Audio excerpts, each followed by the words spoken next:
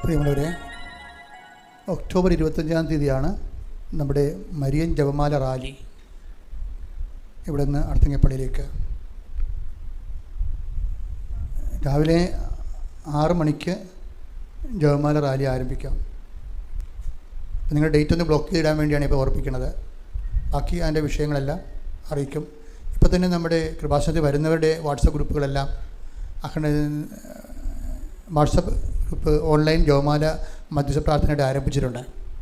അതുപോലെ തന്നെ റാലിക്ക് വേണ്ടിയുള്ള ഓരോരോ രാജ്യങ്ങളിലുള്ളവരും ഓരോ ജില്ലകളിലുമുള്ളവരെയും അവർക്ക് പരസ്പരം അറിയാവുന്നവർ തമ്മിൽ കൂട്ടിയിട്ട് റാലിയുടെ വിജയത്തിനായിട്ടും സുരക്ഷിതത്തിനായിട്ടും പ്രത്യേകം പ്രാർത്ഥിക്കണമെന്നും അതിന് പ്രത്യേക ദിവസം ഫിക്സ് ചെയ്ത് നിങ്ങൾ തമ്മിൽ കണ്ടിട്ട് അങ്ങനെ ഒരു അഡ്മിനെ ക്രിയേറ്റ് ചെയ്തിട്ട് അഡ്മിനിലെ കൃപാസനം കാര്യങ്ങൾ മാത്രമേ പറയാൻ പാടുള്ളൂ.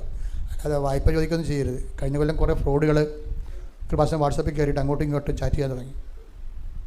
അത് അങ്ങനെ അവർ വോളണ്ടിയേഴ്സ് എന്ന് പറഞ്ഞ് വന്നതാണ്. പക്ഷേ കൃപാസനം എന്താണെന്ന് പോലും അറിയാൻ പറ്റാത്ത അവർ എൻ്റെ കയറി. അപ്പം അങ്ങനെയുള്ളതൊന്നും സംഭവിക്കരുത്. നിങ്ങൾക്ക് അഡ്മിഷൻ, അതായത് ഒരു ഉടമ്പടി പുതുക്കിയവർ 3 പ്രാവശ്യമെങ്കിലും പുതുക്കിയവരാണ് അഡ്മിനാകേണ്ടത്. അവരാണ് സ്റ്റാർട്ട് ചെയ്യേണ്ടത്. ഉടമ്പടി 3 പ്രാവശ്യം പുതുക്കിയവർ അഡ്മിൻ ആയിക്കൊണ്ട് വാട്സപ്പിൽ ക്രിയേറ്റ് ചെയ്യാം. പക്ഷേ അഡ്മിൻ കൃപാസനവുമായിട്ട് ബന്ധപ്പെട്ട് അതിൻ്റെ നമ്പർ, ജനറൽ മാനേജറിൻ്റെ നമ്പർ 7907-622-497.